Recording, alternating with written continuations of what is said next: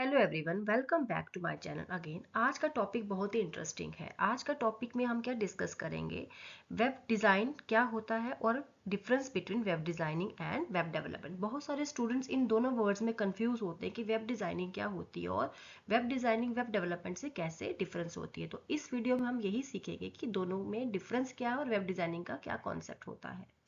Now सबसे पहले हम क्या डिस्कस करेंगे, वेब डिज़ाइन का फोकस किस पे होता है। वेब डिज़ाइन का मेन फोकस रहता है किसी भी वेबसाइट का लेआउट कैसा होना चाहिए, उसका स्ट्रक्चर कैसा होना चाहिए, वेबसाइट के अंदर जो हम कलर्स यूज़ करें, फॉन्ट्स, विजुअल्स, वो कैसा होना चाहिए ताकि ज़्यादा से ज़्यादा यूज़र हमारी वेबसाइट को प्रेफर करे, उससे अट्रैक्ट हों।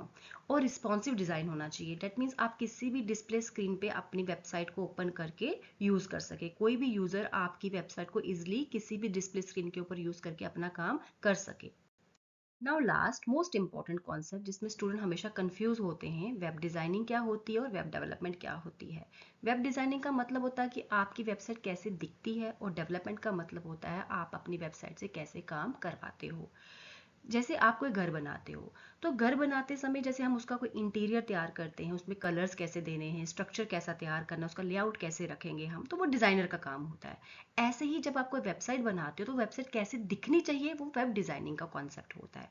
अब जैसे आप घर बना दें, उसमें वाटर सप्लाई का कनेक्शन देना है, इलेक्ट्रिक वायर्स उसमें हमने डालनी, ऐसे जो काम हम घर बनाने के बाद जो करते हैं, तो वही सेम चीज़ जब आप वेबसाइट बनाते हो उसे काम कैसे करवाना है, वो होता है वेब डेवलपमेंट। आई होप आप सबको अच्छे से समझ आ गया होगा कि वेब डिज़ाइनिंग का मेन फोकस क्या होता है और वेब डिज़ाइनिंग और वेब डेवलपमेंट में क्या डिफरेंस होता है।